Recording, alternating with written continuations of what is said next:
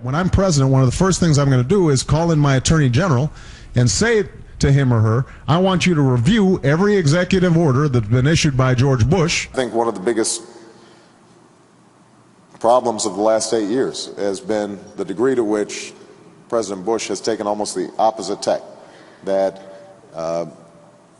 secrecy and concentrations of power in the Oval Office and a disdain to some degree for public opinion has left the American people feeling like they have no influence over their government. I taught the Constitution for 10 years. I believe in the Constitution, and I will obey the Constitution of the United States.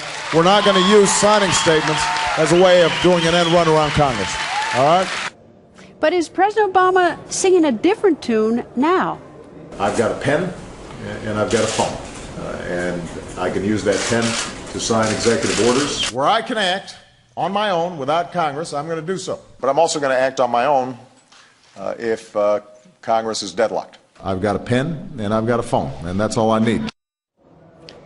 House Majority Whip Kevin McCarthy joins us. Nice to see you, sir. Nice to be here. Any thought about the president when he was a senator? He had a little different view, apparently, than he does now about the power of the presidency or when the president should use the executive order.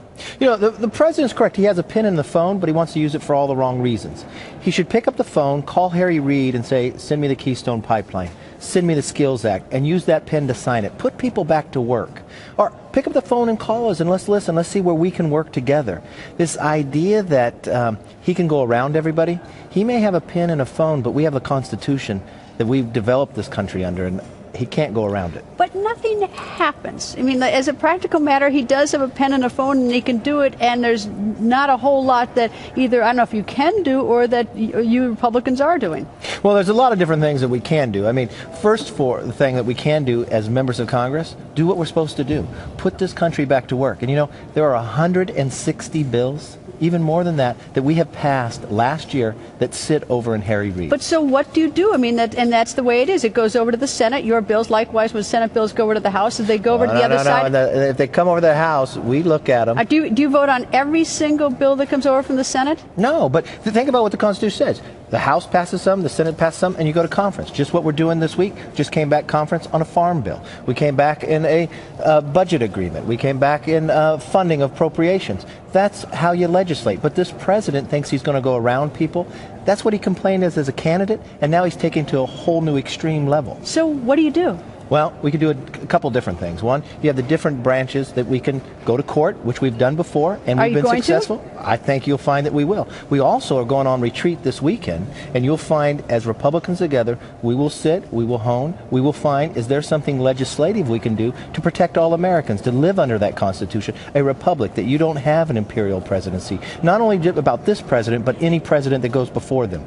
You have a check and balance system here. The people are the ones that have the power in limit. All right. The president may talk tonight in about an hour and a half on immigration. Is there an appetite for immigration reform with House Republicans? Look, we know the system is broken. If you do nothing, it'll continue to have a problem. You have to do something about immigration reform. We are looking, we're going on retreat, find out where we can have our standards to build, to make sure our borders are secure, that if we educate these new engineers, that we're not sending them into another country to compete against us.